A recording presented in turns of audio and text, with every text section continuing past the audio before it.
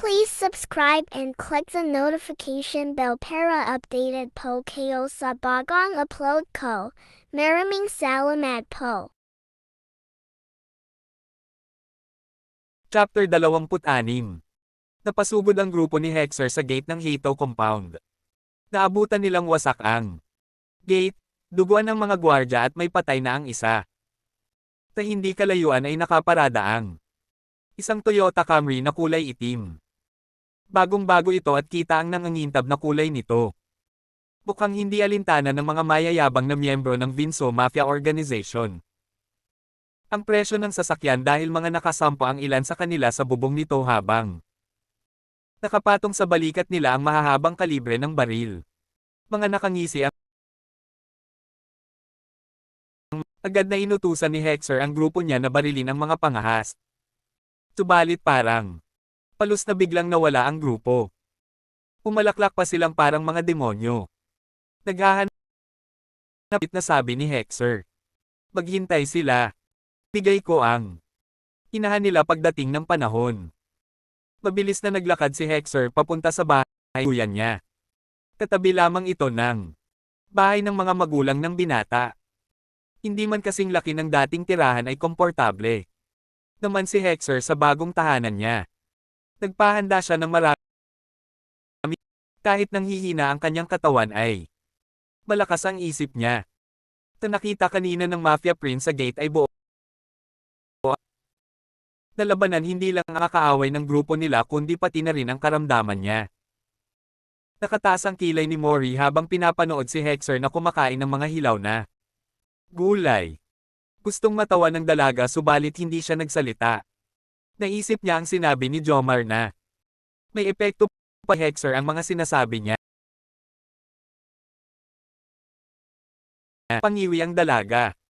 Batid niya ang sustansya na hatid ng mga hilaw na gulay tulad ng carrots at lettuce subalit hindi siya sanay kumain ng hilaw. Pinipilit niya lang ang binata na kumain at uminom ng juice ng mga hilaw na gulay at prutas dahil makakatulong iyon para lumakas ang immune system ni Hexer base sa mga natutunan niya sa mga librong kanyang nabasa. Nang tumanggi si Mori ay inubos lahat ni Hexer ang nasa plato niya. Ang kanyang silid ngunit nagbili na hatiran daw siya ng gatas pagkalipas ng 3 oras. Ang gana ni boss kumain. Ano ang nangyari sa kanya sa Japan? Tanong ng kusa. Bahay na tinutuluyan ni Hexer. Wala, manang. Tadyang malakas lang ngayon ang animal side niya, nakangiting sabi ni Mori. Animal side. Mayahi kasi siyang kambing kaya mahilig siya sa damo. Bri. Malakas na sigaw ni Hexer na bumalik pala sa kusina at narinig ang lahat. Nakagat ni Mori ang labi niya dahil sa pagkapahiya. Natapik din niya ang kanyang noo. Dahil natakot siya kay Hexer epekto ng kanyang kadaldalan. Napalingon si Mori kay Jomar na noon ay pilyong nakatawa at tila tuwang-tuwa sa eksena na nasa harapan niya. Hinawakan ni Hexer ang kasintahan sa braso nito at hinay niya. Galit na binitawan ng binata ang dalagang nagtatangka ng tumakas. What are you doing, Mori? Tinisiraan mo ba ako sa mga tauhan ko? Nagbibiro lang naman ako, mahinang sabi ni Mori. Sa sobrang bilis ng pagtatagpo at pagsasama nating muli, parang nagdududa ako sa tunay mong dahilan sa paglapit mo sa akin. Hindi napigilan ni Hexer na turan sa babaeng kaharap. Napakurap-kurap naman si Mori at tila iniisip ang huling sinabi ni Hexer. Pinagdududahan mo talaga ako? Tanong ni Mori. Yes. No. I don't know. Pero kung sakali man nakakampi ka talaga ng kalaban, sinsabi ko. Tayo ngayon pa lang na hindi ka magtatagumpay. Pinigilan ni Mori ang luha na gusto ng kumawala at basain ang kanyang makinis na mukha. Ilang beses siyang nagpakawala ng buntong hininga at saka nagsalita. I can't blame you for suspecting me. I am too careless. Hayaan mo, iiwasan ko na ang mga birong hindi dapat sabihin, hindyang paumanhin ni Mori. Napasabunot sa kanyang buhok si Hexer. Kumuha siya ng gamot at mabilis na ininom ito. Pampatulog at pampakalma iyon kaya itinaboy niya si Mori palabas ng silid upang makapagpahinga na siya agad. Tomorrow morning, susubukan na natin makipag-ugnayan sa nilalang sa TV, sabi ni Hexer. Nais ng binata na magkulong sa kanyang silid, ihanda ang sarili para sa gagawin bukas lalo. At daman niya ang panghihina ng kanyang katawan kahit umiiwas na siyang humawak ng tandata o mag-ensayo para hindi na siya uminit. Kinabukasan habang nag-aalmusal ang binata ay naririnig niya ang malakas na putukan at sunod-sunod na pagsabog. Batid niyang malapit lang ang kaguluhan sa Hato compound. Normal yun sa Libana kaya baliwala sa binata ang tunog na nagpa-alerto sa mga miyembro ng Hato na panig pa rin sa kanya. Si Froilan ay abala sa pagbibigay ng utos sa kanila upang protektahan ang kanilang prinsipe at ang buong compound. Manang kanina ko pa hinahanap si Mori. Nasaan siya? Tanong ni Hexer sa katulong niya. Maaga hong umalis at dadalawin daw muna ang mga magulang niya, sagot ng matanda. Naibagsak ni Hexer ang hawak niyang kutsara. Parang leon na tinungo niya ang harapan ng bahay at hinanap si Jomar na abala sa pag-eensayo kasama ang grupo niya. Tino ang kasama ni Mori na lumabas ng compound. Dumadagandong na tanong ni Hexer sa pinuno ng kanyang bodyguards. Hindi siya boss nagpaalam sa amin. Wala siyang bodyguards na kasama, sagot ni Jomar. That crazy woman. Wika ni Hexer. Get the car and we will go to Libanes Public Cemetery. Agad tumalima ang mga drivers. Wala pang 5 minuto ay handa na ang buong grupo upang hanapin si Mori na noon ay tame time na nagdarasal sa puntod ng kanyang mga magulang kahit na may naririnig siyang malakas na putukan sa paligid. Si Hexer ay matindi ang pagkakakuyom ng kamao. Ang mahinang katawan ng binata ay parang tinurukan ng isang balde ng bitamina at pampulakas. Daig pa niya sa liksi ang mga Hatos na ilang taon din na nagsanay upang maging malakas.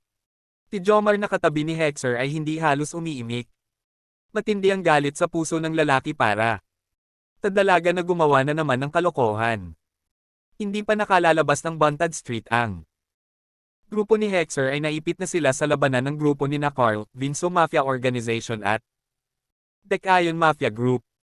Ang kalsada na tinatahak ni Hexer ay mistulang battleground sa isang pelikula. Huwag kayong makikisali sa bakbakan nila, utos ni Hexer. Focus on our goal. Hahanapin natin si Mori at hindi tayo makikipagpatayan sa kanila. Nako, boss, gusto pa naman sana naming magpainit ng katawan, yabang ng isang Hato. Don't worry. Ipalalagay kita mamaya, pag uwi natin, sa kawang may kumukulong mantika. Para uminit ang katawan mo. Napakamot ng batok niya ang Hato. Ang matapang niyang dibdib ay biglang dinamina ng takot na hindi niya mawari. Alam niyang may kakaibang tapang si Hexer at hindi mahulaan ang itinatakbo ng isip nito kaya hindi niya alam kung totoo o biro ang sinabi ng boss niya. Nakalampas ang grupo ni Hexer sa magulong daan. Napatingin siya sa mga batang nakaupo sa gilid ng kalsada. Madudungi sila at kumakain ng pagkain na galing sa basurahan. Hindi lang ilang bata ang nakita ni Hexer kundi lampas sa 50. Padalhan sila ng pagkain mamaya, utos ni Hexer kay Froilan. Pero, Hexer, no more bots, Ninong. Obey my order. These kids are innocent. They are victims of our war, sabi ni Hexer habang pinapasadahan ng tingin niya ang mga batang nag-aagawan sa pagkain. May awang bumalatay sa puso ng Mafia Prince. Ang mga inosenteng bata na nasa gilid ng kalsada ay pwedeng tamaan ng bomba o bala, anumang oras. Nag-isip ang binata kung paano niya makukuha ang mga ito para mailigtas sa gulo ng Libana. Kapag gumaling ako, ipaglalaban ko ang katahimikan ng lugar na ito, bulong ni Hexer sa sarili niya habang tinatahak nila ang Sintuan Street. Uka-uka na ang kalsada dahil sa mga bombang sumabog. Ang mga bahay at establismo sa gilid ng daan ay wasak at halos durog na. Durog na. Amoy na amoy din ang pulbere sa paligid. Sa sementeryo ay hindi bumaba ng sasakyan niya si Hexer. Matalas ang tingin niya sa paligid dahil isa ang sementeryo ng Libana sa pinakadelikadong lugar sa buong syudad. Bitawan mo ako. Tigaw ni Mori. Hindi. Akin ka. Hindi ako papayag na bumalik ka pang muli sa piling ni Hexer.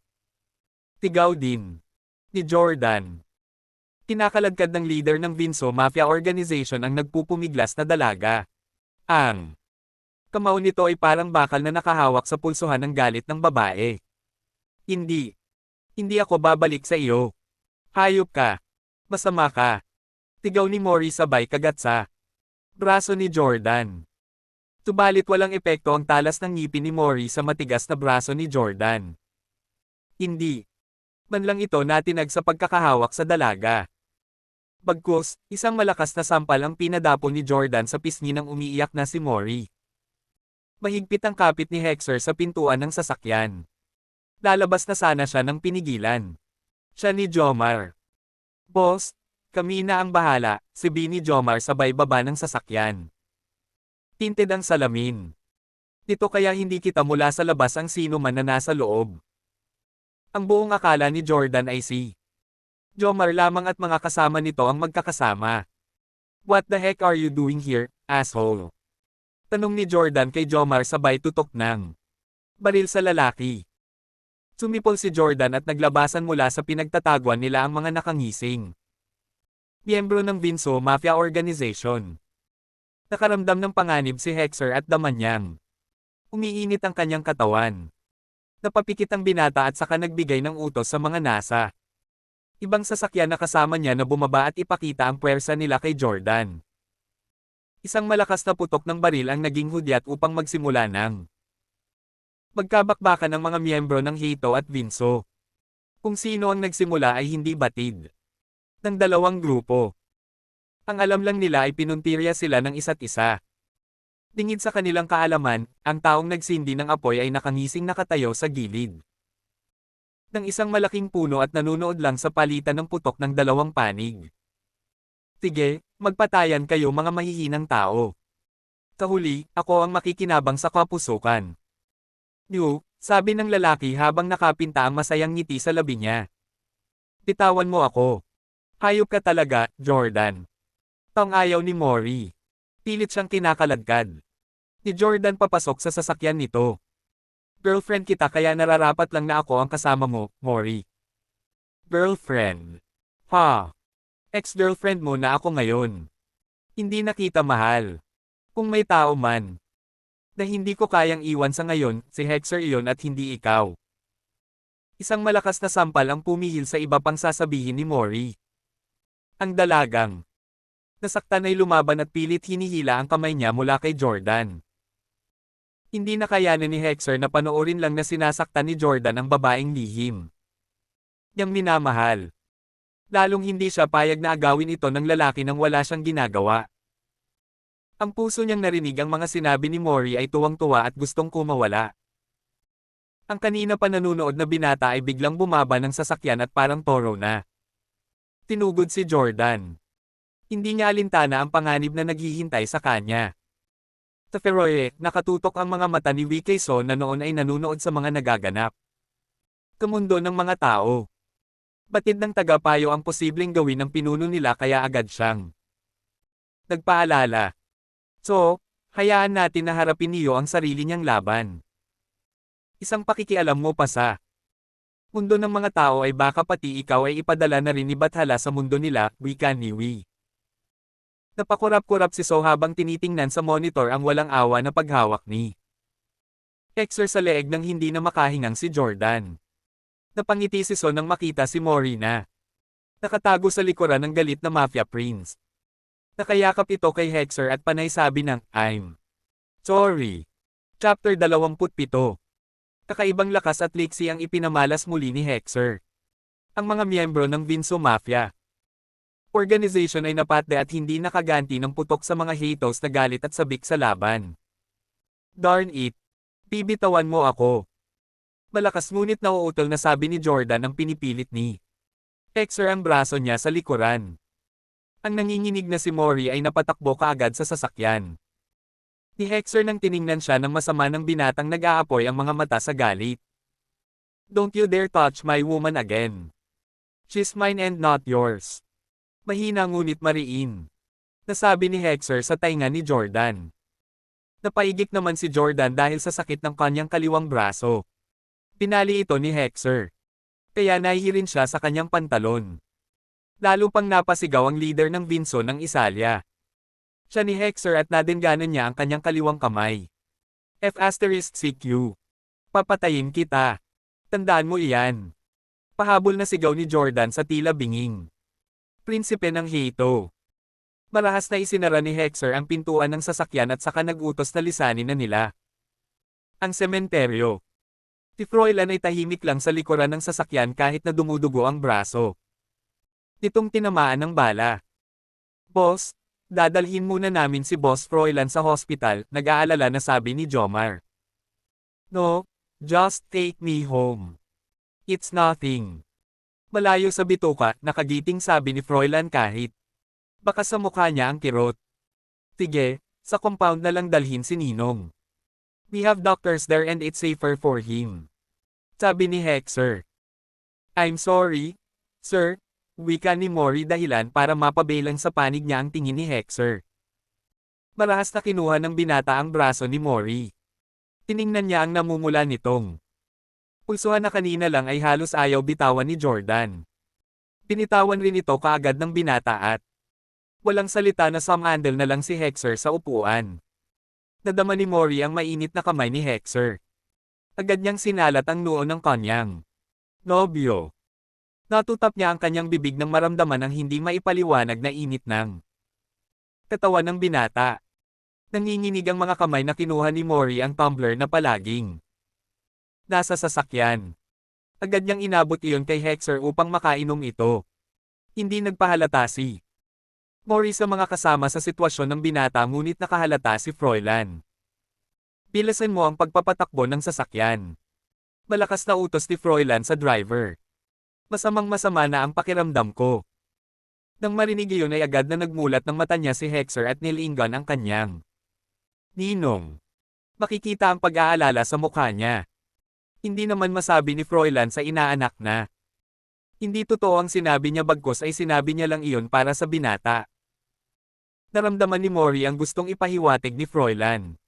Dahil sa sobrang taranta ay tinabig niya ang nabiglang si Hexer at sinimulan itong halikan sa labi. Napaungol si Hexer. Mapanukso ang halik na ibinigay sa kanya ni Mori.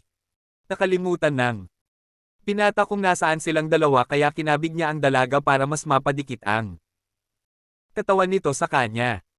Ang mga kasama nila sa sasakyan ay napaiwas na lang ng tingin. Unti-unting kumalma si Hexer. Ang paghinga niya ay naging normal habang nilalasap ang halik ng nag-iisang babae na kayang baguhin ang pakiramdam niya. Nahihiyang humiwalay si Mori kay Hexer. Ayaw niyang magmukhang babaeng walang dangal sa harapan ng maraming ngunit kung iyon lang ang magpapakalma sa lalaking minamahal.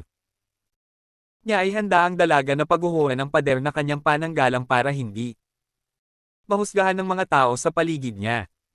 Muling sinalat ni Mori ang noo ni Hexer. Agad naman hinawakan ng lalaki ang kamay ng dalaga at pinisil ito ng marahan. Kapwa namumula ang mga mukha nila pero hindi na kasing init kanina ang temperatura ng binata. Ang dinaanan nilang kalsada kanina na binalot ng nakakabinging putukan ay tahimik na. Tanging mga bakas na lamang ng sagupaan ng ilang oras lang ang nagdaanang naiwan sa kalsada. Makalat at maraming dugo sa daan ngunit hindi iyon alintana ng grupo ni Hexer. Tuloy-tuloy lang ang kanilang biyahe. Pagdating sa compound ay agad iniutos ni Hexer na gamutin ang mga sugatan. Siya naman ay tumuloy sa bahay na kanyang tinitirahan. Nakasunod lang sa kanya ang tahimik na si Mori. Later, gagawin na natin ang nakaschedule ngayong araw, sabi ng binata. Magpahatid ka. Dalang ng tanghalian sa silid ko, bilin ng binata. Tumalikod si Hexer at dumiretso sa silid niya. Ang hindi mapakialang si Mori ay sumunod sa binata. Nagtataka na lumingon naman si Hexer sa kasintahan na parang mangganganak dahil sa nervyos. What? Takang tanong ni Hexer. I'm sorry. Hindi ko alam na magtatagpo kami ni Jordan sa sementeryo.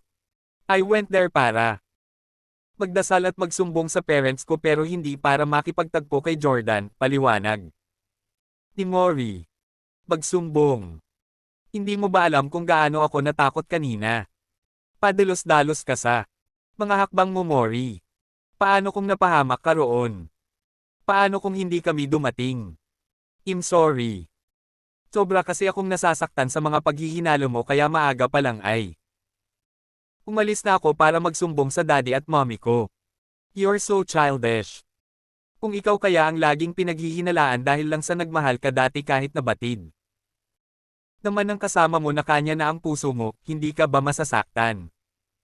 Hindi ako manhid. Hexer. Una, gusto mo lang akong halikan ng halikan sa labi kahit hindi mo naman ako girlfriend. Kung hindi ka paggamitan ng taktika hindi ka pa makipagrelasyon sa akin. Mukha na nga akong desperada, pinagdududahan mo pa ako.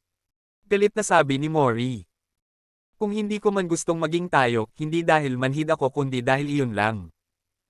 Ang alam ko para protektahan ang puso mo. Now, hindi mo maalis sa akin ang magselos kay Jordan lalo at batid ko kung gaano niya kagusto na makuha ka, sabi ni Hexer. Pero hindi ko na gustong sumama sa kanya.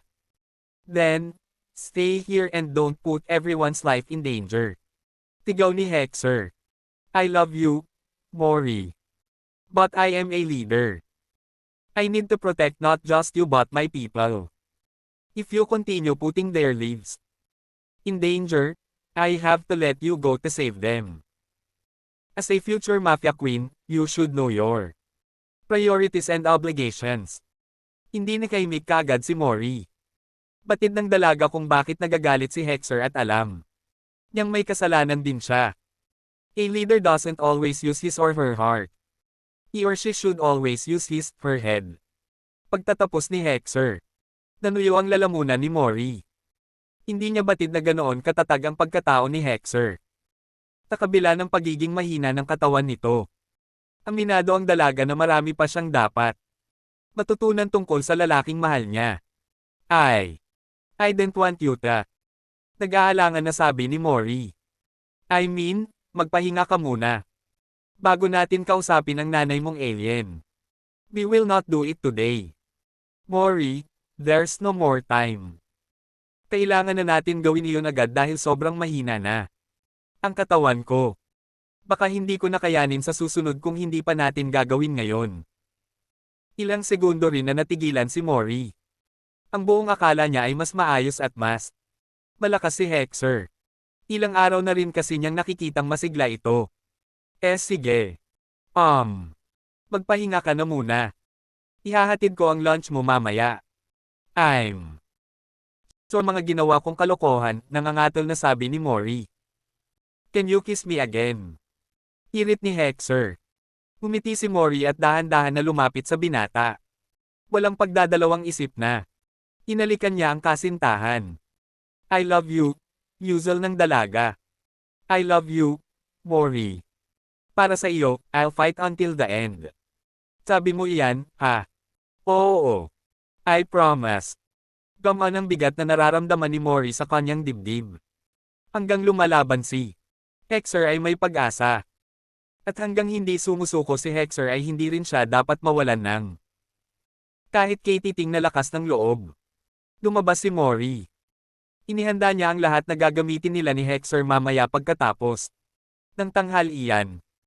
Nanginginig ang kanyang katawan at nagdadasal siya ng paulit-ulit na sana maging matagumpay sila sa unang pagsubok pa lang. Diyos ko! Sana may masabing gamot ang Hexer. Sana may solusyon siya. Sa lahat ng problema na ito, bulong ng dalaga. Sa silid, ang naiwan na binata ay hindi naman natulog.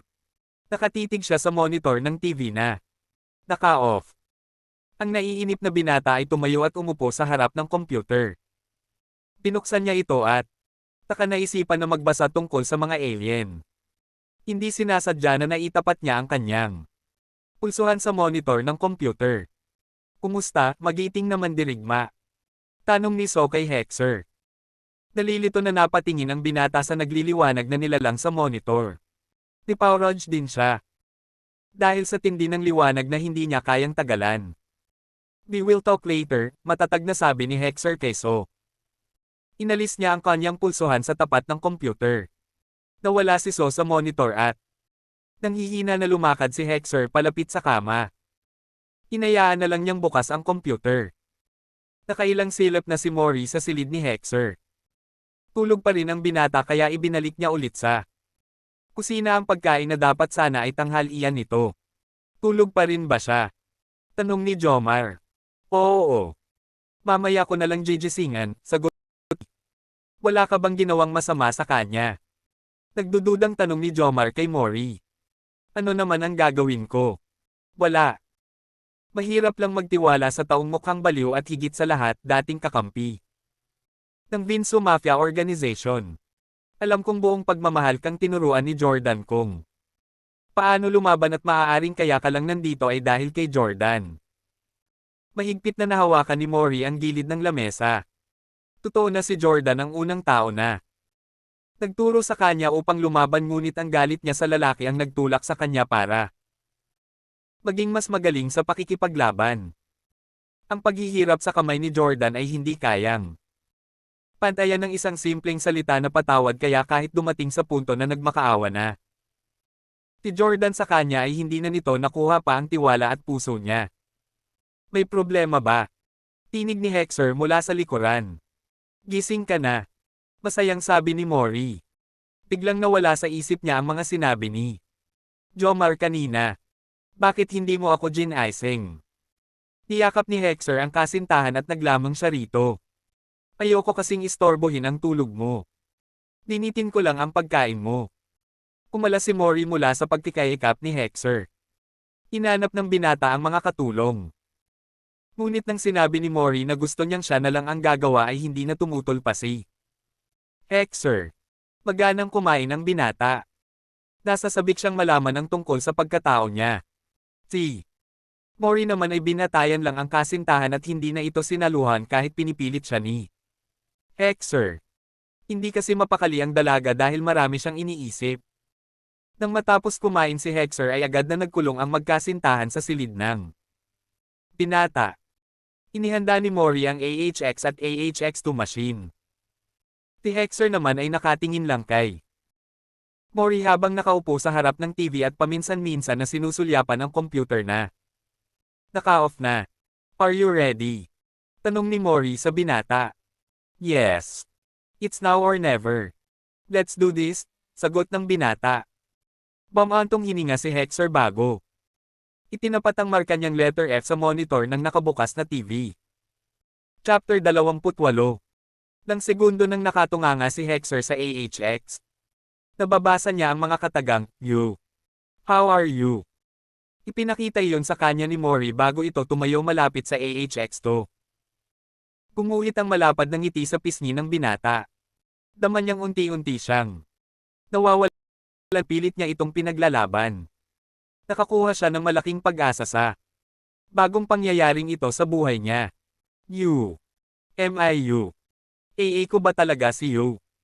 Nasasabik na tanong ng Mafia Prince. Yes, ang strong sagot ni So sa AHX. Wow! Ang galing ng makinang ito. Naiintindihan niya tayo. Masayang bulalas ni Mori. Yumuko si So tanda ng pagsang-ayon sa sinabi ni Mori. Nagninangining ang kanyang Rainbow Race at ang bituin na tagapangalaga ng kanyang kapangyarihan ay sumayaw din sa Galek. Are you my mother? Who are you? Tanong ni Hexer kay So. My name is So. I am the leader of Feroye. You are a Feroian, but I am not your mother. In our world, we have no mother nor father. We exist because of the energy from the sun. We are far from Earth, but we want you to return because you are our mighty soldier. So sino raw siya? Tanong ni Mori. Umalaklak siya kinalaunan at itunuro. Si Hexer. Ikaw, mighty soldier. Hindi pinansin ni Hexer ang pang-aasar ni Mori. Muli niyang binalikan si Sona. Naghihintay lamang ng mga tanong ng binata. Si Mori naman ay bumalik sa seryosong pagbabasa ng mga tunog na pumapasok sa AHX2. Napakunot ang noo ng dalaga ng rumihistro sa AHX ang mga katagang, I'm gonna kill you. You will die in my hands, die. Die. Die. Tiningnan ni Mori si So na hindi naman nagsasalita o kumikilos. Nagtataka siya kung saan nanggagaling ang ibang tunog na nasa sagap ng AHX2 machine. Napansin naman ni Hexer ang kakaibang kilos ni Mori. May problema ba? Tanong ni Hexer sa kasintahan. Napalunok si Mori. Ayaw niyang mag-alala si Hexer dahil baka mas lalo pang makaapekto. Iyon sa binata, si Hexer naman ay binabasa ang kilos at mga mata ng kasintahan. Wawala, nakangiting sabi ng dalaga. Tanungin mo siya kung ano ang pwede nating gawin para gumaling ka. Tinanong ni Hexer si So ngunit hindi na maintindihan ang sagot nito. Ang AHX kasi ay punong-puno na ng mga mensahe na, "You will die soon." Die. Die. Die. Natakot si Mori. Panay na rin ang tunog ng AHX2 machine. Natatarante na pinatay ni Mori ang AHX. Napatayo si Hexer sa upuan at hinawakan niya ang basang kamay ni Mori. What is happening? Tanong ni Hexer. Dahil natanggal ang pulsuhan niya sa harap ng monitor ng TV kaya biglang bumalik ang palabas noon sa istasyon na kanina pa nila pinapanood. Ang malakas na tunog ng AHX2 machine ay biglang tumigil. Agad itong binunot ni Mori. Habang hawak ni Hexer kamay niya. Ang binata na biglang napatayo kanina ay gamiwang kaya mas lalong nakaramdam si Mori ng matinding takot. Mori, what is happening? Wala na bang lunas ang sakit ko? Mamamatay na ba ako? Diyon. Ba ang nabasa mo sa AHX? Sunod-sunod na tanong ni Hexer. No. No, Hexer, nalilito na sagot ng dalaga. May tunog kasing kakaiba na galing sa ibang daigdig kaya nanggotol ako. Nakakatakot pala ang tunog na galing doon. Napangiti si Hexer. Agad siyang naniwala sa sinabi ni Mori. Buong pagmamahal na. Tinyunas niya ang tumutulong pawis sa mukha ni Mori. Nagpahatid siya kay Mori sa higaan. Hinang-hina ang binata kaya mabilis siyang nakatulog.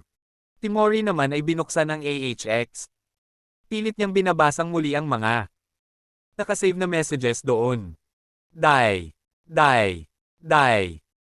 Hindi mabilang ni Mori kung gaano karami ang mga katagang iyon sa AHX. Paulit-ulit. Niyang binalikan sa isip ang mga naganap kanina at inaalam kung saan nanggaling ang isa pang tunog na batid niyang hindi galing kay So. Nasa panganib si Hexer. Hindi lang ang ibang grupo ng mafia ang dapat niyang katakutin. Ngunit sino ang iba pang may motibo na patayin siya? Bubulong-bulong na tanong ni Mori. Lumabas siya ng silid. Kasala ay nakita niya si Cedric na kampanting nakaupo at naghihintay na lumabas sila ni Hexer ng silid. Nang makita ni Cedric ang pinsan niya ay gumuhit. Ang mapanuksong ngiti sa labi nito. Mukhang nanginginig ka pa, nakangiting tura ni Cedric. Tigilan mo ako. Bakit ka narito at paano mong nalaman ang tungkol sa Hato Compound? Nagdududang tanong ni Mori. Ano ba namang klaseng tanong iyan? Siyempre, magkaibigan kami ni Hexer. Lahat ay nasabi na niya sa akin pati na rin ang tungkol sa inyo kaya wala ka nang dapat pang itanong. Buong yabang nasabi ni Cedric. Umupo si Mori sa tapat ng kinauupuan ng kanyang pinsan.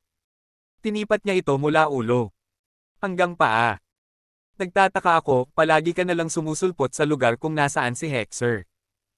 Daig mo ba ang radar? Hindi mo ba alam na magaling akong samagap ng balita? Nakangising tanong ni Cedric. Ang totoo, gusto kong mag-training dito sa compound. Alam kasi ng mga kalaban ni Hexer na ako ang best friend niya. Ilang beses na rin naligay sa panganib ang buhay ko. Hintayin mo muna si Hexer na magising bago mo sabihin ang mga plano mo. Nakasimangot na sabi ni Mori. Bakit galit ka yata? Tanong ni Cedric. Hindi naman.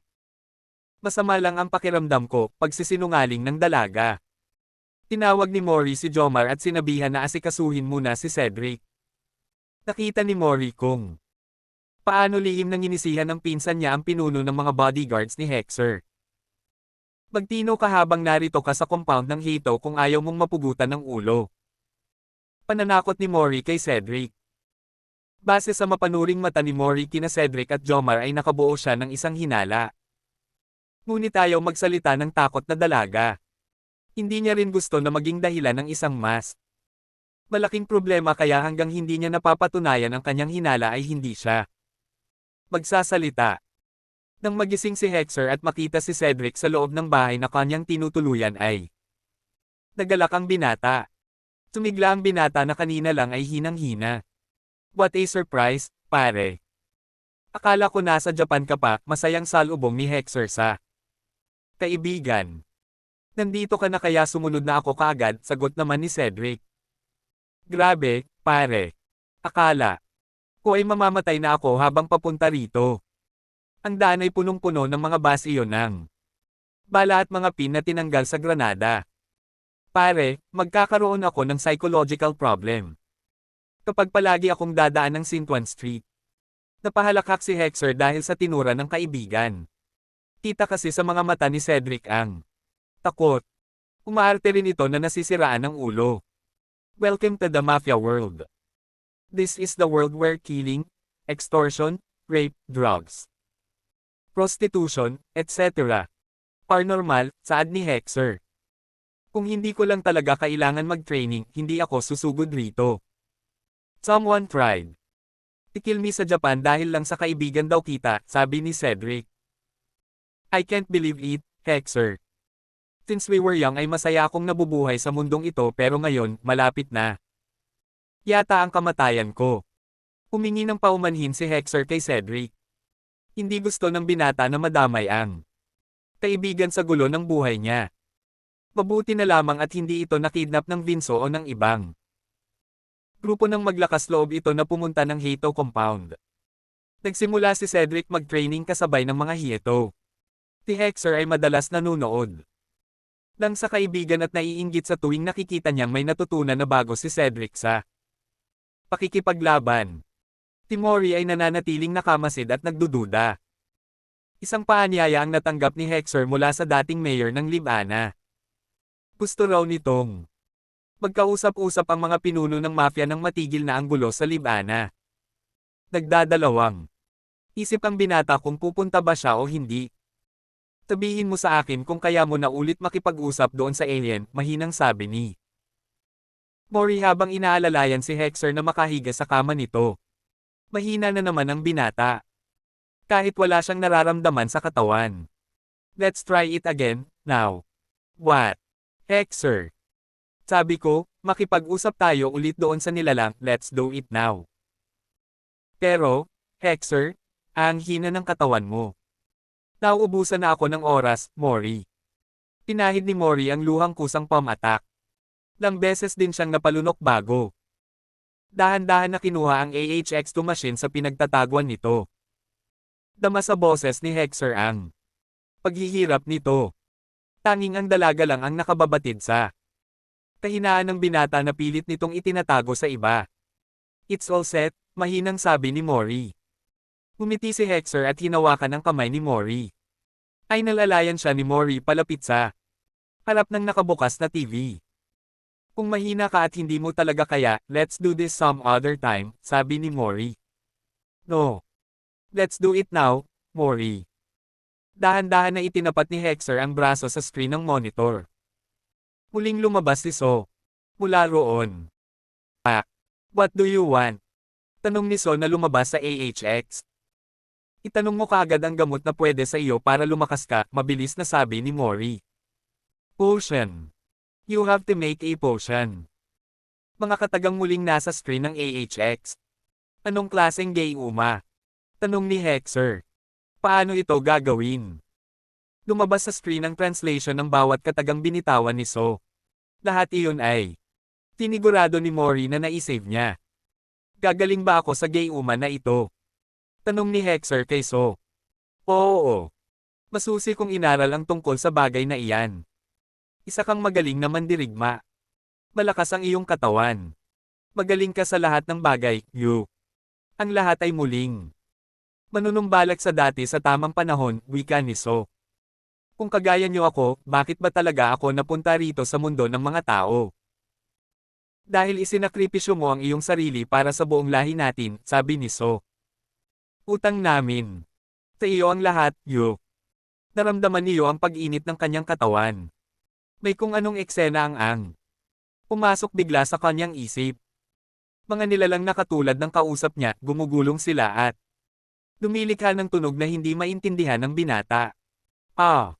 What are those creatures? Daing ng binata. Ano ang nangyayari, Hexer? Nag-aalala na tanong ni Mori. Something flashed in my head.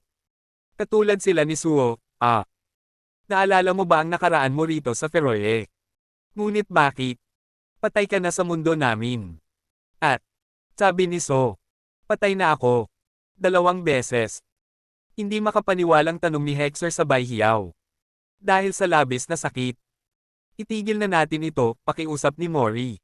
Hindi. Tigaw ni Hexer. Napatayo na siya sa upuan at pilit na pinipigilan si Mori na tanggalin sa saksakan ng AHX2 machine. Pero nanghihina ka na, Hexer, umiiyak na sabi ni Mori. Blanko ang mukha ni So habang nakikita ang matinding paghihirap ni Hexer. Gusto niyang tulungan ito pero pinipigilan siya ni Wee. 2 beses na ba akong namatay? Tanong ni Hexer. Oo. Ang pagkawala mo sa Feroe at pagpunta sa Earth ay katumbas ng kamatayan ng isang Feroian. Ang katawan mong ginagamit ay minsan na rin namatay. Ngunit ang kaluluwa niya at ikaw, Yu, ay nagsanib. Tinatalo ng pagiging Feroian mo ang katauhan ng may-ari ng katawan na iyan kaya humihina kayo pareho.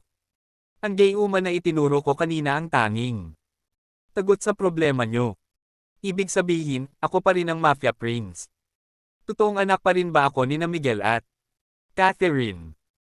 Oo, mabilis na sagot ni So, sa pagpasok ng katawan ni Yu sa katawang lupa mo ay hinigop niya ang kaluluwa mo noong sanggol ka pa lang pabalik sa katawan na iyan at kayong 2 nilalang ay nagsanib. Ikaw ay Feroian Mafia Prince. Ang sakit ng ulo ko, nakakalito ang mga sinasabi mo. Hindi ko na. Hindi ko na. Kaya, daing ng binata na biglang napakapit sa sandalan ng upuan. Lumakas ang tunog ng AHX2 machine. Panay ang signal nito at sunod-sunod rin ang pagpasok muli ng mga salitang, "die," sa screen ng AHX. Napasigaw si Mori nang biglang bumagsak si Hexer sa sahig at nawala si So sa monitor ng TV. Sa labas ng silid ng Mafia Prince ay matalim ang mga mata ni Jomar habang nakatingin kay Cedric na nakasilip sa bukas na pintuan. Anong pinaplano mo, Cedric? Galit na tanong ni Jomar. Napalingon si Cedric sa lalaking nagsalita. Gumuhit ang isang ngiting nakakainsulto sa kanyang mga labi. Chapter 29. Ano ang ginagawa niyo riyan? Malakas na tanong ni Mori kina Jomar at Cedric. Agad niyang naitago ang AHX2 machine at AHX kaya hindi iyon nakita ni Jomar. Titingnan sana namin ang lagay ni Hexer, wika ni Cedric sabay kindat kay Jomar. Oo nga, sang-ayon naman ni Jomar. Nagdududa na napatingin si Mori kina Cedric at Jomar. Pagkuha na inilipat niya ang tingin kay Hexer na nakaidlip na. Ang binata ay dahan-dahan na iminulat ang mga mata niya. Napangiti siya nang makita si Cedric na noon ay nasa loob na ng silid. Baka magselos si Mori niyan. Pati sa pagtulog ko ay gusto mo akong bantayan, bungad ni Hexer sa best friend niya. Naiidlip pa lang ako, inistorbo mo ako agad. Pumalaklak si Cedric sabay tingin sa pinsan niya. Nag-aasar na naman ito katulad ng dati. Mukha nga na nagseselos na, sabi ni Cedric. Si Jomar na nakatayo lang sa labas ng pintuan ay sinulyapan ng masamang tingin si Cedric. Bago dahan-dahan na lumayo sa silid ng Mafia Prince. Nararamdaman niyang kalaban si Cedric. At hindi siya papayag na kumilos ito at maunahan sila. Dumating ang araw ng pagpupulong na ipinatawag ng dating mayor ng Libana. Nakasaad. Nakasunduan na hindi huhulihin ang sino man sa mga leader kaya malaya silang makakapunta. Kapayapaan ang hangad ng dating mayor. Boss, lagi lang kaming nakamasid sa iyo, sabi ni Jomar. Huwag kang mag-alala sa kaligtasan mo. Dito lang ako sa compound at magpapalakas para sa labanan na maaaring maganap sa mga darating na panahon, sabi naman ni Cedric. Natawa si Hexer sa kaibigan niya. Masyado kasing seryoso si Cedric sa pag-eensayo. Minsan pa nga ay hinihikayat siya nito. Timori na abala na sa paggawa ng gayuma na itinuro ni So ay hindi pa rin makapagdesisyon kung sasama siya o hindi.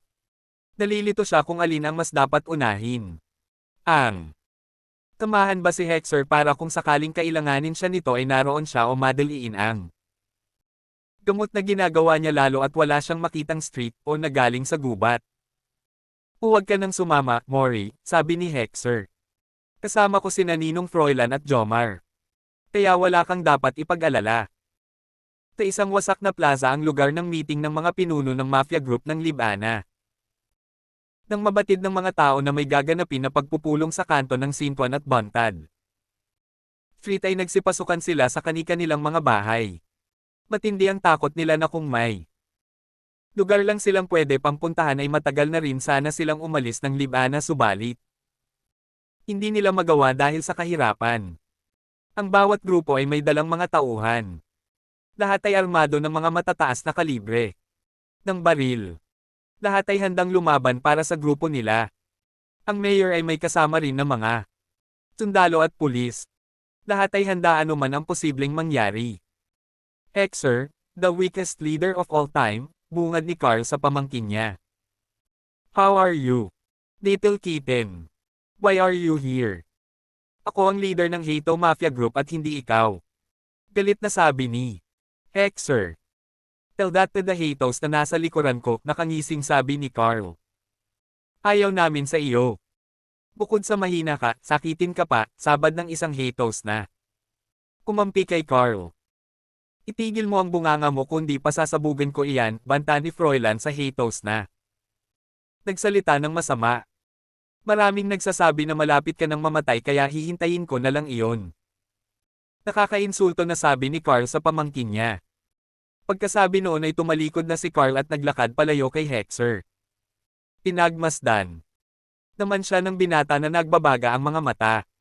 Kung hindi dahil kay Carl ay hindi sana pupunta si Hexer sa pagpupulong at si Froilan sana ang iPad adalo niya. Ngunit gusto ng binata na siya ang kilalanin na leader ng Hato lalo at nalaman niya mula kay So na siya pa rin si Hexer ang tunay na anak ni na Miguel at Catherine. Nasa katawan niya ang dalawang nilalang at gusto niyang palabasin si Hexer na unti-unti nang nanghihina dahil sa lakas ni Yuna na hindi niya pa naman kayang palabasin pa. Habang papunta si Carl sa upuan niya ay nakasalubong nito si Jordan. Humisi si Carl at ganoon din si Jordan. Kapwa gustong magpatayan ng dalawa pero dahil sa mga sundalong nasa paligid ay naglagpasan lamang ang dalawa. Magbabayad ka ng mahal sa ginawa mo, sabi ni Jordan nang matapat kay Hexer. Nakabenda pa ang braso nito habang humihit-hit ng sigarilyo. Subukan mong pakialaman si Mori, hindi lang iyan ang aabutin mo, ganti ni Hexer kay Jordan. Matalim ang tingin na pinakawalan ni na Jordan at Hexer sa isa't isa subalit kita ang takot sa mga mata ng mga tauhan ni Jordan nang matapat sila kay Hexer. Si Jomar naman ay nakadikit lang sa boss niya at handa palagi sa mangyayari. Dumating ang pinuno ng Decayon Mafia Group. Isang lalaking malakas ang trip. Daig pa ang lasing at walang direksyon ang mga sinasabi. Ang grupo niya ay parang mga sinasapian. Naghahamon ng away at gusto lagi ng gulo. Dumating din ang grupo ng Sanoa. Ngunit katulad ng inaasahan, hindi nagpakita ang pinuno nila.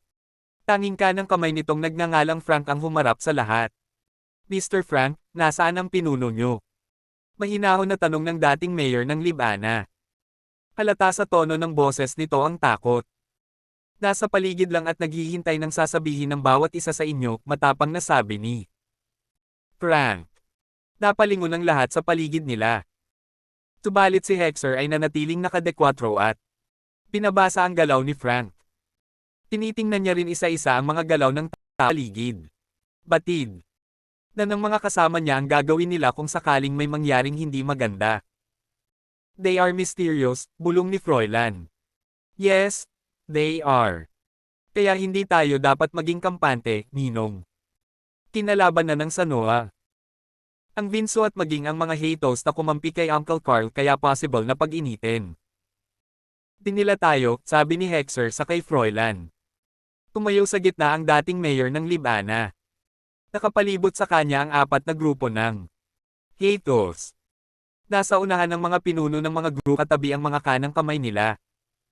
May mga sundalong nakapalibot sa mga miyembro ng mafia pero mas kaunti sila kumpara sa dami ng mga miyembro ng mafia ng bawat grupo. Lahat ay nakasuot ng pang-full battle gear. Malugod akong nagpapasalamat sa inyong pagdating panimula ng dating mayor ng Libana. Layunin ng pagpupulong na ito na magkaroon ng kapayapaan ang Libana. Marami na kasing mga inosenteng bata ang nadadamay sa gulo sa bayan natin. Batid kong kahit kayo ay miyembro ng mafia, may puso pa rin kayo. Puso raw. Saging lang ang may puso. Ang mga tao, halimaw. Mapagkunwari. Galit na. Sabi ng leader ng Dekayon. Tumatawa ito na parang baliw ngunit galit ang mga mata nito. Paumanhin, sir. May mga tao pa rin pong may mabubuting puso at batid kong isa sa inyo. Dito ay ganoon, mahinahon na sabi ng dating mayor. Wes. Hindi ako iyon. Ang gusto ko ay laro.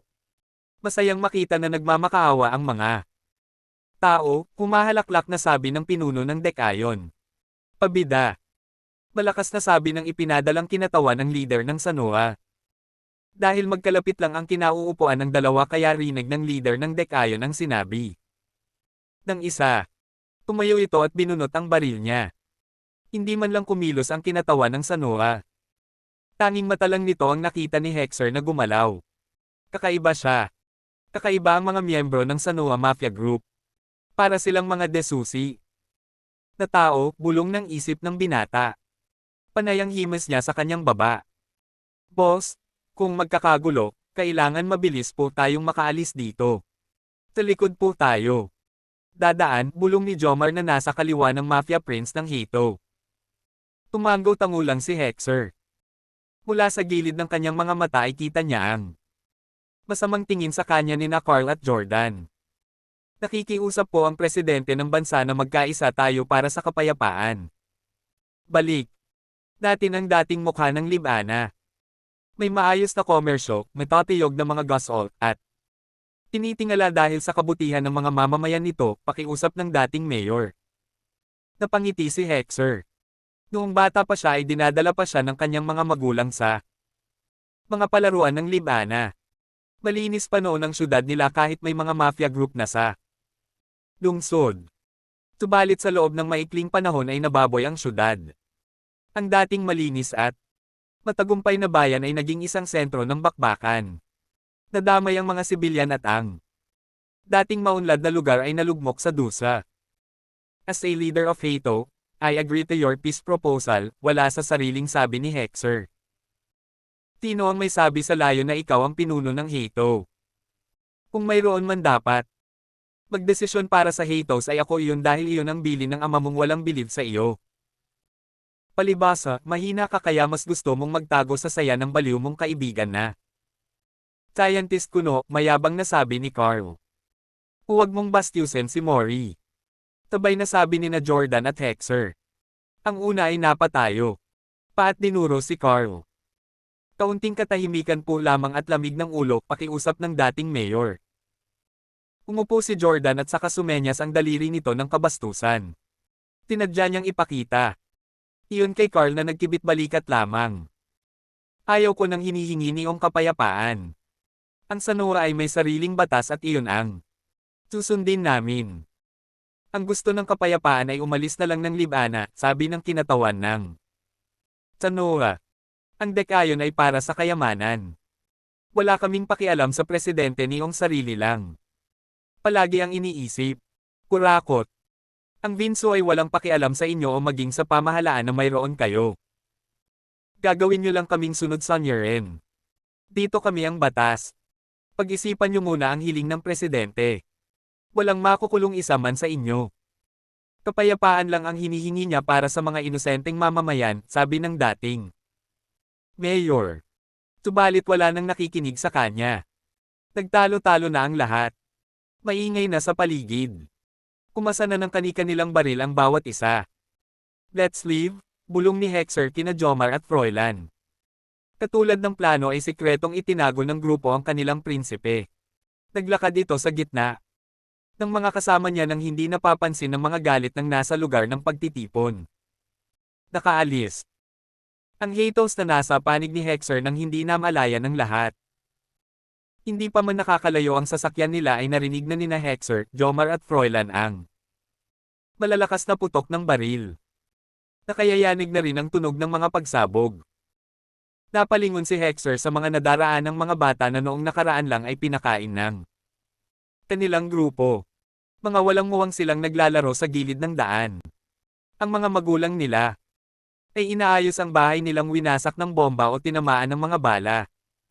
Umiinom sila mula sa tubig na lumalabas sa kalsada galing sa nasirang pipe dahil sa mga sumabog na bomba.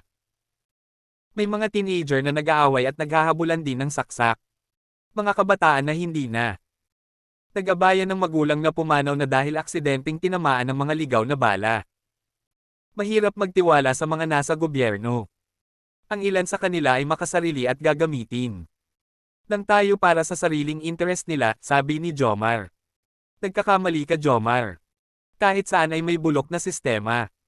Alam kong hindi perpekto ang pamumuno ko at ganoon din ang mga nasa gobyerno pero may mga taong marunong pa rin magpahalaga sa kapwa nila. Katulad ng dating mayor na iyon ng syudad natin. He has the chance not to return here pero para sa mga taong iyan na dinadaanan natin, he conquer his fear. At iniipon niya tayong lahat, sabi ni Hexer. Hindi na sumagot si Jomar. Si Hexer naman ay tahimik na sumandal sa kanyang upuan. Nakakapanghina para sa kanya ang mga naganap kaya mas gusto niya na lamang ipikit ang mga mata para hindi makita ang mukha ng kahirapan sa paligid dinadaanan niya. Pagdating sa Hato compound ay isang masayang Mori ang sumalubong sa binata. Sa kamay nito ay isang kakaibang kabibe na galing sa kabundukan ang nakita ni Hexer na gumagapang at tila gustong makipag-usap sa kanya. Chapter 30. Nang gabi nang walang tulog si Mori. Hindi na rin siya halos lumalabas ng kanyang silid. Ginugugol niya ang oras sa paggawa ng gamot na para kay Hexer. Ito ang itinuro ni Son na isang kayuma na magpapagaling daw sa binata. Batid kasi ng dalaga na humihina lalo si Hexer sa paglipas ng panahon. Pinagsisisihan niya na tinakot niya si Hexer ng suso. Huwag mong pansinin ang mga sinasabi sa iyo ni Jomar. Hindi totoong isa ka sa dahilan kung bakit lalong bumabagsak ang katawan ni Hexer kaya huwag mong ubusin ang oras at lakas mo para sa gamot na iyan dahil baka sa huli ikaw naman ang magkasakit, paalala ni Cedric. Salamat sa dala mong pagkain ngunit kailangan kong magawa ang trabaho ko. Marahil nga ay tama si Jomar. Kung hindi ko kasi talaga tinakot ng S** o si Hexer baka hindi siya hinimitay ng araw na iyon, naluluhang sabi ni Mori. Snail lang iyon. Tadyang mahina na talaga ang nobyo mo, sabi ni Cedric. How did you know na BF ko na siya? Humiti si Cedric sa pinsan niya at saka iniharap sa kanya ang dalaga. Naiinis na tinabig naman ni Mori ang braso ng binata na nakapatong sa balikat niya. Walang may tatago sa akin si Hexer, masayang sabi ni Cedric. Umalaklak pa ito kaya naman pinalayas siya ni Mori sa silid nito. Pagkaalis ni Cedric ay muling bumalik si Mori sa ginagawa niya. Nanlulumo na tinitigan niya ang dates na kanyang nakalap mula sa huling experiment na ginawa niya. Hindi na naman ito matagumpay katulad ng mga nauna. Nanginginig na muling nagsimula si Mori sa umpisa. Wala siyang pakialam kung maubos lahat ang S** o sa kagubatan kung iyon lang ng tanging paraan para gumaling si Hexer sa kakaibang paraan. So, bakit hindi mo sinabi kung paano ang tamang proseso nito?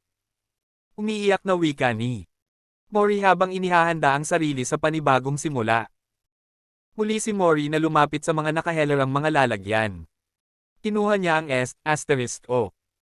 Pinakuluan niya ito para mamatay ang uod na posibleng nakadikit rito. Nang makalipas ang 15 minuto ay hinango niya ang S**o. Nilagay sa blender ang laman nito at dinurog. Kumuha siya ng ugat ng sibuyas, luya at malunggay. Kaagad iyong nilinis ng dalaga. Nilagay sa blender at saka inilipat sa isa pang lalagyan pagkatapos ay blend. Pinagsama-sama ni Mori ang lahat. Nilagay ni Mori sa isang lutsuan ang mga dinurog niya. I hope this will work this time. Please, Lord. Ipinasok ng dalaga sa isang-isang streamer ang blended na mga pagkain. Ang streamer ay hindi basta-basta dahil may special itong takip kung saan ang mga moisture na mula sa evaporation ay naiipon sa isang lalagyan. Ang naipon na tubig ay itinatabi ng dalaga. Hindi alam ni Mori kung saan siya nagkakamali. Sa sukat ba ng mga materials o sa haba ng oras ng evaporation process. Kaya maingat ang dalaga sa kanyang muling pagsubok. Lahat ay inililaste niya at inaayos ang pag-obserba. Muling lumapit si Mori sa mga garapong nakatabi. Kinuha niya ang sunflower oil na una na niyang ginawa. Ilang araw din ang ginugugol ng dalaga para magawa ito gamit ang makina na siya mismo ang gumawa. Ang 50 ml moisture mula sa evaporation at ang 20 ml sunflower oil ay pinaghalo ng dalaga at saka inilagay sa isang malinis na bote. Iyon ang susubukan niyang muling ipainom sa kawawang daga na kanyang ginagamit sa experiment. Lumipas ang 3 araw na halos bawat minuto ay nakabantay si Mori sa daga. Inoobserbahan niya ang mga pagbabago sa hayop. Ang pagiging manipin ng dalaga ay sinubok ng kanyang eksperimento. Napasigaw si Mori sa tindi ng pagkadismaya nang hindi na naman naging epektibo ang uling ginawa niyang experiment. Wala nang silbi ang AHX2 at AHX dahil sa hindi na magawa ni Hexer na makipag-usap kay So. Masyado nang mahina ang katawan ng binata. Nanggigigil na kinuha ni Mori ang mamatay na daga sa loob ng kulungan nito. Gusto niya itong patayin pa ng paulit-ulit dahil sa kahinaan nito pero naisip ng dalaga na hindi niya pwedeng sisihin ang daga. Hindi rin siya pwedeng tumigil. Taglit na lumabas ng silid niya si Mori at dinala sa labas ng bahay ang daga upang ipabaon ito sa lupa sa sino mang hito na makikita niya. Ang baho mo, Mori. Lang araw ka na bang hindi naliligo? Tanong ni Jomar sa dalaga. Lang araw na nga ba? Tanong ng dalaga sa sarili niya. Hindi na matilyak ni Mori kung kailan siya huling naligo. Maging ang pagpalit ng damit ay hindi niya na rin nagagawa. Ang buhok niya ay hindi na rin nasukli ng ilang araw o linggo. Mori, magpahinga ka muna. Matulog ka at maligo. Napapabayaan mo na ang sarili mo. Sabi ni Jomar. Masyado ka kasing pabayde kay boss. Nababaliw na talaga siya, sabi ng isang miyembro ng hito na nakatayo lang sa tabi ni Mori. Nanggigigil na napatingin ang si Mori sa nagsalita. Kasabay ng sigaw niyang hindi siya baliw ay sinugod niya ang lalaki at isang malakas na tadyak sa sikmura ang ibinigay niya rito. Tigilan niyo siya. Nababaliw na siya ng tuluyan. Iyaw ng isang hito. Hinawakan si Mori ng mga lalaki at pakaladkad siyang ipinapasok sa loob ng bahay. Nagwawala ang dalaga at kasabay noon ang pagtulo ng luha niya. Bitawan niyo siya.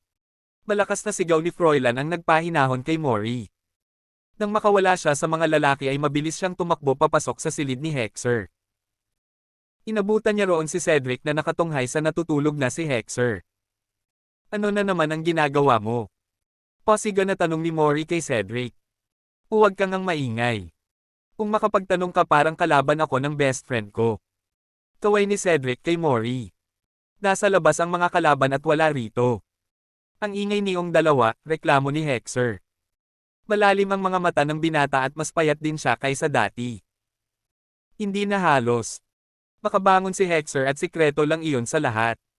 Ngunit nakakahalata na ang karamihan kaya. Naman ang dati ng magulong Hito Mafia Group ay lalo pang naging magulo. Nila na tao na. Lamang ang nananatiling tapat sa Mafia Prince ng Hito. Pagkatapos kumustahin ni Cedric si Hexer ay lumabas din ito kaagad. Naiwan si Mori at ang binata na magkahawak ng mga kamay. Fix yourself, sabi ni Hexer sa dalaga. Don't waste your time and strength for me. It's over, Mori. Don't give up. Please, Hexer, don't leave me.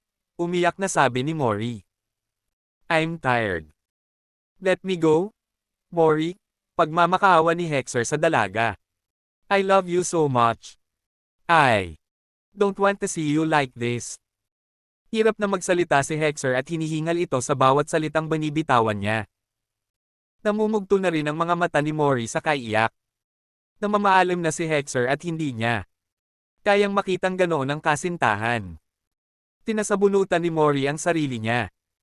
Lumuluhod ang dalaga, tumatayo at nagpapapadyak dahil sa labis na kalungkutan. Halos mawalan siya ng malay dahil sa tindi ng emosyon. This is my time, Mori. This is already the end. No. Tigaw ni Mori. Hindi ka mamamatay. Hindi. Hindi.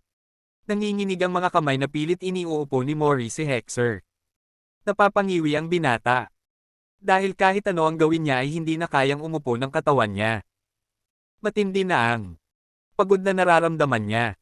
Dama ng binata na anumang oras ay titigil na ang puso niya sa pagtibok. Ilang linggo na rin na si Mori ang nag-aasikaso kay Hexer. Siya nang nagpapaligo, nagbibihis, naglilinis sa dumi ng binata at iba pa. Nakita na ni Mori kahit ang ahem ni Hexer kaya alam niyang hindi na talaga nito kaya ang umupo. Nagilty ang dalaga na pinipilit niya pa rin ito. Kahit hirap na. Mori. Tawag ni Hexer sa dalaga. Wait for me. Mori, I have to. Ngunit wala na si Mori. Para siyang tornado na napakabilis lumipat sa silid niya. Kinuha niya ang isang bote kung saan naroon ang ginawa niyang sinasabing gayuma para gumaling si Hexer. Alam niyang hindi ito epektibo dahil namatay ang daga na pinainom niya nito ngunit sa nakikita ni Mori na lagay ni Hexer ay kumakapit na siya sa pag-asa at sa dasal. Perhaps they are correct when they are saying that I am a crazy woman. Alam kong kapag pinainom ko nito si Hexer ay possible na mamatay siya katulad ng daga na itinapon ko kanina. Pero hindi ko kayang panoorin ang alien na iyon na mamatay habang nakatitig lang ako sa tabi ni Mori sa sarili niya. Nang makabalik si Mori sa silid ni Hexer ay naabutan niya ang binata na nangingisay na. Nangangitim na rin ang binata habang nakatirik ang mga mata. Walang pag-aalinlangan na binuhusan ni Mori ng gamot na ginawa niya ang nakabukang bibig ni Hexer. Tumigil ang katawan ni Hexer sa panginginig, naging maayos ang paghinga nito. Ngunit nanatili itong nakapikit. Sa sobrang takot na nararamdaman ni Mori ay hindi halos matakpan ni Mori ang bote. Lord, I'm sorry. I have no choice kundi ipainom na sa kanya ang gamot na ito na sabi ni Choi Gayuma, umiiyak na sabi ni Mori. Nabigla din ako sa desisyon ko. Nanghihina na napaupo ang dalaga sa sahig at sumandal sa pader habang tinitingnan si Hexer. Batid niyang katulad sa mga daga ay may ilang araw o oras na lang na ay lalabi ang binata. Gusto niyang pagsisihan ang naging pasya niyang painuman ito ng ginawa niyang gamot. Ilang minuto na humagulgol si Mori. Masakit para sa dalaga na ang eksperimento niya ang papatay sa lalaking mahal niya. Handa na siyang harapin ang hatol ng mga hito sa kanyang buhay. Mahal kita, Hexer. Hindi ko gustong bigyan ka ng gamot na hindi pa tapos sa trials. Hindi man ito epektibo sa iba, wala na akong maisip na paraan para iligtas ka. I'm sorry. Palahaw ng dalaga habang yakap ang sarili. Nang mahimasmasan ay dahan-dahan na tumayo si Mori at lumapit kay Hexer. Payapa ang binata at nawala ang pangangitim nito. Hinalikan ni Mori ang labi ng kasintahan. If you will die, please take me with you, pakiusap ng dalaga. Inilagay niya ang kanyang ulo sa dibdib ng binata at pinakinggan ni Mori ang mahinang tibok ng puso ni Hexer. Sa Feroy ay naghihintay si So ng muling pagkakataon para makausap si Yo o Hexer. Subalit sa nakikita niyang kahinaan ng binata ay hindi natiyak ni So kung makakausap pa ba niya ang magiting na mandirigma ng daigdig nila. Tinilip ni So si Mori noong mga panahon na gumagawa ito ng gayuma. Nagtataka ang leader ng Feroy kung bakit tila nahihirapan si Mori gayong madali lang naman ang pinagagawa niya. Nang sa wakas ay napainom na ni Mori si Hexer ng gamot ay nagdiwang si So. Pagkatapos kasi ng gamot ay sunod niyang paplanahin ang muling pagbabalik ni Yo sa Feroy. At dahil katulad ni Mori ay wala rin pahinga pa si So kaya ngayong nakainom na ng Gayuma si Hexer ay minabuti ni So ang bumalik sa kanyang bahay na nakadikit sa bato. Oh, Feroye, sana muling makabalik sa iyong piling ang iyong magiting na bayani, sigaw ni So sa labas ng lambani. Ang mga Feroian ay natigilan sa kanilang ginagawa. Idinipa nila ang kanilang mga braso at takapumikit. Feroye, mundo ng makabagong daigdig. Muli mong tanggapin ang iyong bayani. Paulit-ulit na umalangaw-ngaw ang mga linyang iyon sa buong Feroye. Samantala sa mundo ng mga tao ay nagising si Mori na pilit inaalala kung paano siyang nakatulog. Ang huling tanda niya ay nakahiga si Hexer sa kama at naghihintay na lamang ng kamatayan niya ang lalaki. Bakit ako nakahiga sa kama? Nakaupo lang ako kanina habang nakapatong ang ulo ko sa dibdib niya. Teka, nasaan si Hexer? Tanong ni Mori habang nakaupo sa kama at nakatingin sa kanina ay pwesto ni Hexer. Nagsimula nang umiyak muli si Mori. Batid na niyang wala na si Hexer at namatay ito sa panahon na tulog siya upang hindi niya makita ang lahat. Nang mapagtanto Leon ng dalaga ay mabilis siyang bumaba ng kama at humihiyaw na lumabas ng silid upang malaman kung saan dinala ng mga Hatos ang bangkay ni Hexer. Hindi alintana ni Mori ang mga mapanuring tingin ng mga nagulat na kasambahay. Hanggang nakita niya ang isang bangkay na inilalabas na ng bahay na tinitirahan nila. Hexer! Tigaw ni Mori. Tinakbo ng dalaga ang bangkay na isasakay na sa sasakyan at saka siya naglupusay ng iyak.